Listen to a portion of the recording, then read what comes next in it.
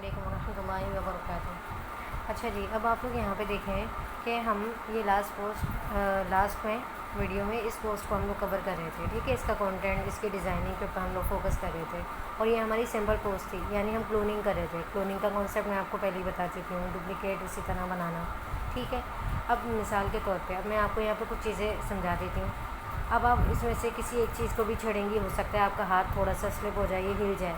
ठीक है, और तो उसके लिए आप लोगों ने क्या करना है, मिसाल के तौर पे आप यहाँ पे एडिटिंग करिए, आपने इसको हिलाया जुलाया, ये भी हिल गया। ठीक है, या अगर आप यहाँ पे काम करिए, जैसे अभी मैं यहाँ पे छोटा सा ये रेफरेंस ऐड करी थी एंड में, अखलाक सरफ। ठीक है, इसकी जो बैकग्राउंड की जो वो है शेप है वो मुझसे हिल गई। ठीक है, अब इसका मैं आपको हल सोल्यूशन बता देती हूँ। देखिए, जो भी चीज़ बनाते जाए ना, उसको यहाँ ये ताला देख लें, ताला बना हुआ है, इसको लॉक करते जाइएगा। ठीक है, ये देखें, ये लॉक, ये लॉक, ये लॉक, ये लॉक।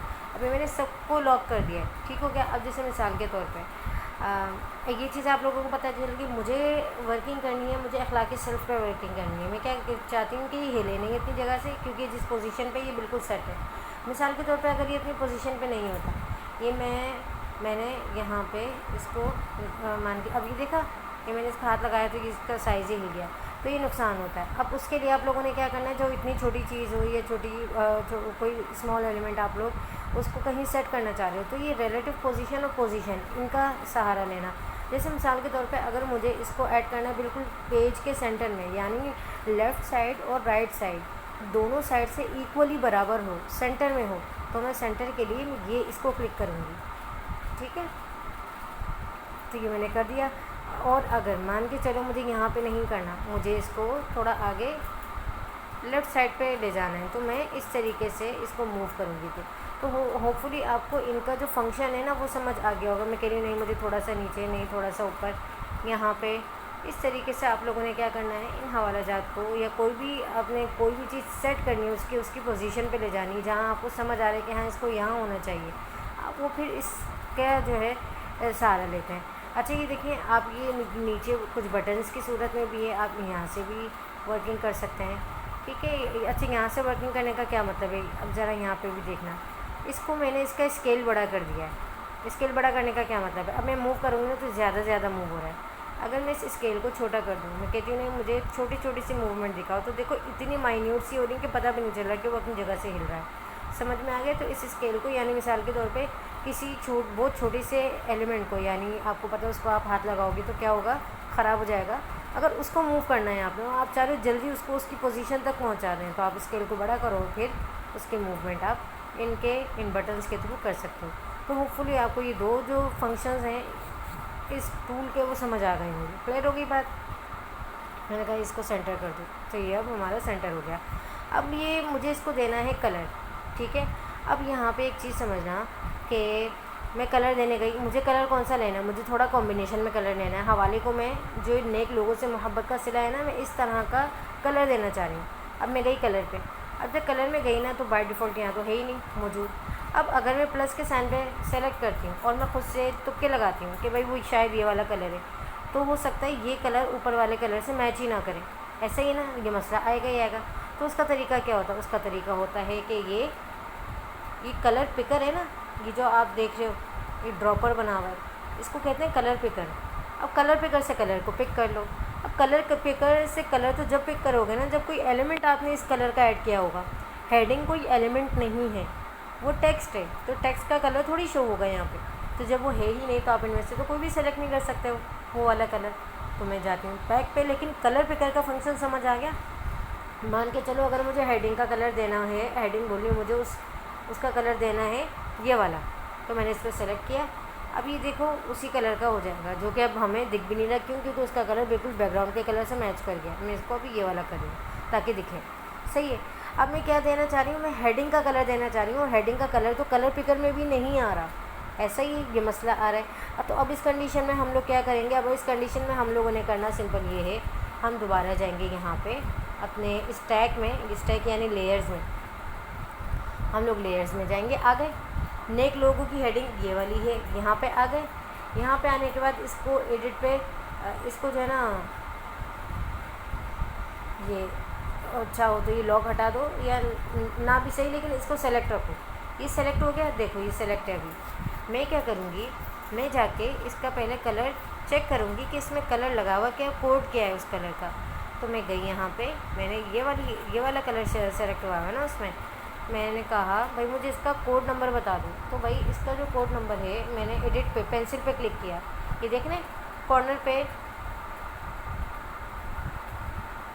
ये जो कॉर्नर पे पेंसिल बनी हुई है, इसके ऊपर मैंने क्लिक किया। क्लिक करने के बाद फिर यहाँ पे आ रहे हैं कोड्स, ठीक है। इसमें RGB में भी आ रहा है और हेक्स में भी आ रहा है, ठीक है। तो मैं क्या कह रही हूँ कि भाई मुझे थोड़ा हेक्सा बता दो। मैंने इसको कॉपी कर लिया, इस कोड को, इस वाले कोड को कॉपी किया जो टॉप पर है। कॉपी करने के बाद मेरे पास एक तो मेरा मोबाइल में ना ये मसला हो जाता है, मुझे रिकॉर्डिंग इतनी मुश्किल लग रही होती है ना। कॉपी हो गया, ओके कर दिया मैंने। ओके करने के बाद ये कलर अब मेरे पास कॉपी हो गया है। अब मैं क्या करूँगी, मैं दोबारा लेयर्स में आऊँगी। लेयर्स में आने के बाद जो मेरा अखलाक के सेल्फ को मैं कलर देना चाह रही हूँ, उसको मैंने अब यहाँ पे कलर देना है। अब वो मैं कैसे दूँगी, ये मेरा सेलेक्ट हो गया ऑलरेडी। मैं आई कलर पे, मैं आई प्लस के साइन पे, मैं आई दोबारा पेंसिल के साइन जगह पे, और मैंने कहा भाई यहाँ पे वो कोड को पेस्ट कर दो जो मैं लाई हूँ। अब देखो वो कोड यहाँ पे पेस्ट हुआ है। अब क्या, अब ये सेम वही कलर हो गया है हेडिंग का, और उसका नीचे जो हवाला है उसका कलर, दोनों का क्या हो गया, अब सेम हो गया। तो होपफुली इस वीडियो में दरहकीकत आपने सीखा क्या है, सीखा ये है कि कलर को पिक कैसे करते हैं। मुख्तलिफ़ जगहों से अगर हमें कलर उठाना हो तो हमने कलर को कलर पिकर की मदद से पिक करना है।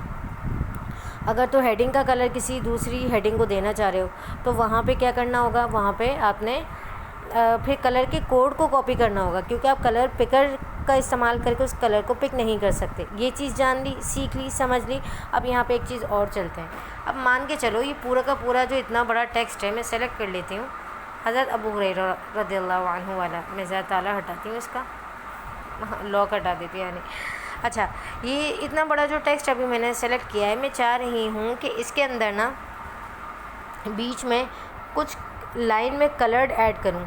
अब मैं अगर इसका पूरा कलर चेंज करने गई तो ये तो पूरा का पूरा कलर चेंज हो जाएगा, जबकि मैं चाह रही हूँ पूरा सफ़ेद ही रहे। बीच में जो लाइन है ना उसको थोड़ा मैं कलर कर दूँ, कोई एक जुमला, कोई एक लफ्ज़ हो सकता है, वो मैं करके दिखाती हूँ आपको। पहले मान के चलो मैं इसको एडिट में जाती हूँ और कलर में जाती हूँ, सॉरी एडिट में नहीं, कलर में आ गई। कलर में आने के बाद ना नीचे ही इतना बड़ा टेक्स्ट शो हो रहा है मेरे पास। अब मैं कह रही हूँ कि भाई इसमें से जो ये वाली बात है ना, क्या तूने मोहब्बत की है कि मैं यहाँ तक माफ़ करूँ, ठीक है ना। क्या तूने मेरे लिए किसी से मोहब्बत की है कि मैं तुझे उसके तौफ़ैल माफ़ करूँ। तो ये मैंने इतना सेलेक्ट कर दिया इस वाले पार्ट को। एक मिनट, यहाँ तक सेलेक्ट हो गया। अब इस पर्टिकुलर पार्ट को मैं बाकायदा कलर दे सकती हूँ, जो कि मैं अभी यहाँ आपको दे के दिखाती हूँ। देखो मेरी वही सिर्फ वही जुमला क्या हुआ है, कलर हुआ है। अब अगर मुझे इतना बड़ा जुमला कलर नहीं करना, मुझे सिर्फ यहाँ तक क्वेश्चन, जो मेरा सवाल है मुझे सिर्फ यहाँ तक करना है,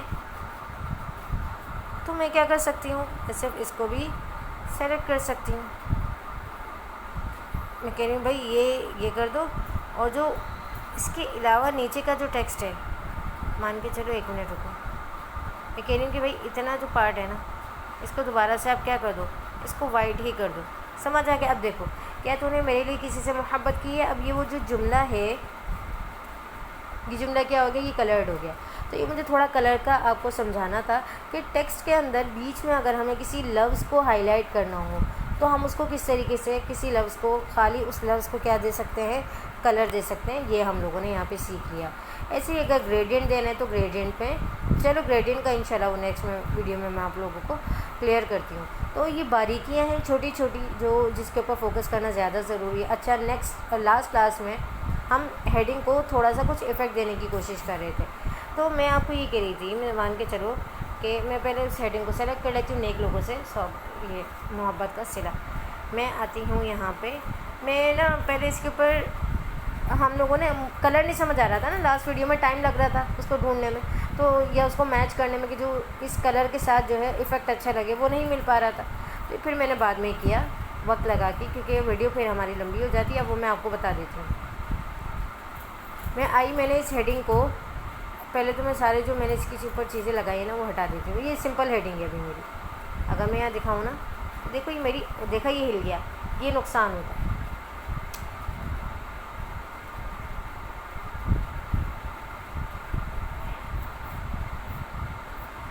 है 1 मिनट रुके, इसको सेंटर कर देती हूँ पहले मैं।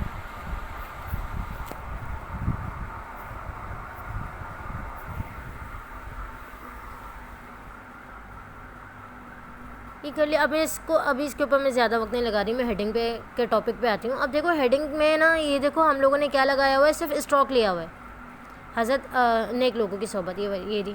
और बाकी को मैं लॉक कर देती हूँ दोबारा, वरना बड़ा परेशान होना है मैंने। चलो जी सब हो गए लॉक। अब देखो इस हेडिंग के अंदर अगर देखें ना, यहाँ पे मैं अगर मैं स्ट्रोक में जाती हूँ, मैं स्ट्रोक भी हटा देती हूँ पहले तो इसका ना। अच्छा स्ट्रोक अगर मैं इसको इनेबल करती हूँ तो देखो ये ब्लैक कलर का हो गया। लेकिन मैं कह रही हूँ कि नहीं, मुझे स्ट्रोक नहीं लगाना, मुझे कोई और इफेक्ट लगाना है हेडिंग के ऊपर। स्ट्रोक क्या होता है, पहले स्ट्रोक का कॉन्सेप्ट समझ लें। स्ट्रोक कहते हैं आउटलाइन को, ठीक है, किसी शेप की हो सकती है वो आउटलाइन, वो टेक्स्ट की आउटलाइन हो सकती है, किसी भी तरह की जो आउटलाइन होती है ना, यानी उसकी आउटर शेप, उसको हम स्ट्रोक कहते हैं, ठीक है। स्ट्रोक की अगर विड्थ यहाँ पे, अब ये देखो ये उसका स्केल है, मैं देख रहे हो ये मोटी होती जा रही है, मुझे इतनी चाहिए, मुझे सिर्फ 1 चाहिए, मुझे इतनी बारीक चाहिए, या मुझे इतनी बारीक अच्छी लगती है, या मुझे 3, तो ये 3-4 तक सही रहता है। अब 4 से ज़्यादा अब जाती है ना तो अजीब सी लगने लग जाती है बहुत सारी कंडीशन में। बहुत सारी कंडीशन में हम खुद दे रहे होते हैं, क्योंकि हमें वो वर्ड ना हाईलाइट करना होता है, इतना नुमाया करना होता है कि फ़ौरन जो है ना निगाहों में इंसान के आ जाए और वो पढ़े, ठीक है। लेकिन मैं इसको 4 तक रखती हूँ, तो ये स्ट्रोक कहते हैं इसको। समझ आ गई बात। स्ट्रोक भी अगर आप चाहें तो सिंगल कोई कलर दे दें, या फिर आप ग्रेडियंट सेलेक्ट कर सकते हैं। ग्रेडियंट को मैं फिर बता रही हूँ, मैं बाद में बताऊँगी, अभी आगे बढ़ते हैं। स्ट्रोक समझ लिया कि स्ट्रोक किसे कहते हैं, और स्ट्रोक की चौड़ाई यानी विड्थ जब हम बढ़ाते हैं तो क्या होता है, तो ये अब आप लोग खुद देखिएगा। अब मैंने ये स्ट्रोक दे दिया, बहरहाल अभी मैं स्ट्रोक को रिमूव कर देती हूँ क्योंकि मैं यहाँ पे शेडो लगाना चाह रही हूँ, ठीक है। आप स्ट्रोक और शेडो दोनों लगा के चेक कर सकते हैं। अब मैं कहती हूँ कि भाई मुझे शेडो लगाना है और ओपेसिटी फुल रखो। ओपेसिटी फुल का क्या मतलब है, यानी धुंधला नहीं है। अगर मैं इसको कम करती जाऊँ तो इसका मतलब ये कि ओपेसिटी क्या है, कम हो जाएगी, धुंधला होता जाएगा। पहले मैं इसको कलर दे देती हूँ, मैं कहती हूँ मुझे ना, अब ये देखो ये अजीब लग रहा है। क्यों अजीब लग रहा है, क्योंकि हेडिंग का कलर ही यही है। तो मैं कहती हूँ नहीं, ये वाला कलर कर दो, ये वाला ब्राउन अच्छा लग रहा है, बैकग्राउंड के हिसाब से सूट भी कर रहा है, बैकग्राउंड का ही कलर है ये। लेकिन ये कलर का इफेक्ट किस में दे दिया है, हेडिंग को भी दे दिया है हमने। और ये हेडिंग का जो इफेक्ट है, ये दरहकी का जो ऊपर वाली इमेज है कुरान की, उसमें हल्का हल्का शो हो रहा है, तो उसके लिहाज से अच्छा लग रहा है। तो मैंने इसका जो रेडियस है, ये देखो, अब आप ये ऊपर यहाँ पे देखो, यहाँ पे क्या चेंजेस हो रही हैं इस एरिया में ना, इस एरिया में हेडिंग के इर्द गिर्द देखो क्या चेंजेस हो रही हैं। मैं जब ये स्केल को आगे पीछे करूँगी, देखें, देख रहे कोई चीज़ एक बढ़ रही है फिर कम हो रही है, इसका मतलब ये कि शेडो बढ़ा है। शेडो बढ़ा है, मैंने उसको ब्लर कर दिया। उस शेडो को मैं चाह रही हूँ कि ब्लर शो हो, ठीक है। अगर मान के चलो मैं कहती हूँ नहीं ये शेडो ब्लर ना शो हो तो वो नुमाया होगा, लेकिन मैं चाह रही हूँ ब्लर हो जाए तो फरी टाइप का हो जाएगा, यानी पर जैसे वो होता है ना फर, उस तरह। अब मैं चाह रही हूँ आउटर ग्लो भी दे, देखो अभी मैंने आउटर ग्लो ऑफ किया तो, और अब ऑन कर रही हूँ तो देखो क्या फ़र्क पड़ा है। तो ये चीज़ें ऐसी हैं, इस चीज़ के साथ आप ये खुद खेल के देखिएगा। अच्छा यहाँ पे ऑफसेट एक्स और ऑफसेट वाई। ऑफसेट एक्स का मतलब होता है हॉरिजॉन्टल, वाई का मतलब होता है वर्टिकल। हॉरिजॉन्टल का मतलब है कि अगर मैं शेडो को चाहती हूँ कि भाई थोड़ा सा सीधे दाएं तरफ मुझे दिखे, तो मेरा शेडो दाएं तरफ चला जाएगा। मैं चाहती हूँ बाएं तरफ दिखे तो वो बाएं तरफ चला जाएगा। मैं चाहती हूँ नहीं ये शेडो जो है ना, ये ऊपर की साइड, टेक्स्ट के ऊपर की साइड ज़्यादा दिखे, नीचे की साइड नहीं, तो ऊपर चला जाएगा। और मैं चाह रही हूँ कि अगर वो क्या है, वो नीचे ज़्यादा दिखे ऊपर ना दिखे, तो मैं उसको 0 से पीछे ले आऊँगी, यानी कि यहाँ ले आऊँगी। देख रहे हो, तो ये क्या हो जाएगा, वहाँ पर भी इसकी चेंजेस हो जाएंगी। मैं इसको 0 पर ले आती हूँ। चलो जी, ओके कर दिया ये।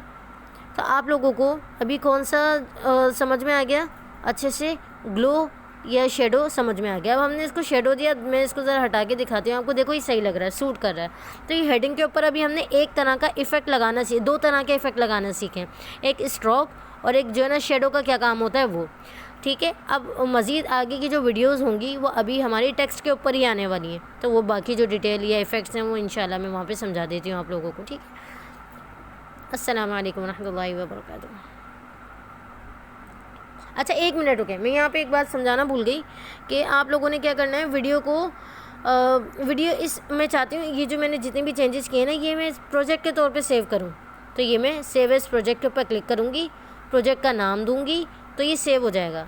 ठीक है, अभी मेरे पास तो सेव ही है, तो मैं सिर्फ आपको बता रही हूँ। प्रोजेक्ट का नाम आप जैसे मिसाल के तौर पे आप ये कुछ भी दे सकते हो उसको, इस्लामिक पोस्ट या XYZ जो भी आपको अपने मुनासिब लग रहा है, सेकंड सैम्पल XYZ कुछ भी करके दे सकते हो, या नेक लोगों से मोहब्बत का सिला, आप ये जो ये हेडिंग यहाँ पे लिख दो। ठीक हो गया, नाम इसको दे दें ताकि ये प्रोजेक्ट में जाके सेव हो जाए, आप बाद में इसको एडिट कर सकती हैं। अब मान के चलो कि ये सेव है, अब जैसे मेरे पास अभी तो सेव है, अब जितनी भी चेंजेस मैंने किए हैं ये अभी सेव नहीं हुई होंगी उस प्रोजेक्ट के अंदर। ठीक है, और मैं नया प्रोजेक्ट के तौर पे इस फाइल को सेव नहीं करना चाह रही, मुझे 2-2 फाइल थोड़ी बनानी है एक ही पोस्ट की। तो मैं अब इस कंडीशन में क्या करूँगी, मैं चाहती हूँ कि जितनी भी अभी मैंने वर्किंग की है ना वो चेंजेस में सेव हो जाए। तो सेव चेंजेस का मतलब क्या है कि अभी नया काम जो किया है वो सारा उसी प्रोजेक्ट में सेव हो जाएगा। समझ में आ गया? अब मान के चलो मुझे अपने प्रोजेक्ट को एक्सेस करना है कि कहाँ पड़ा है, तो ये इस वाले बटन पे आना, बिल्कुल फर्स्ट वाले ऑप्शन पे, यहाँ माई प्रोजेक्ट है, यहाँ पे सारे बने हुए हैं। अब जैसे ये है, मैं इसको ओपन करती हूँ, सेम मेरे पास वही खुलेगी जो अभी मैंने रिसेंटली वर्क किया है, वो सारा भी यहाँ पे दिख रहा है। समझ आ गई बात? तो ये कुछ बेसिक्स थी जी। अस्सलाम वालेकुम रहमतुल्लाहि व बरकातहू।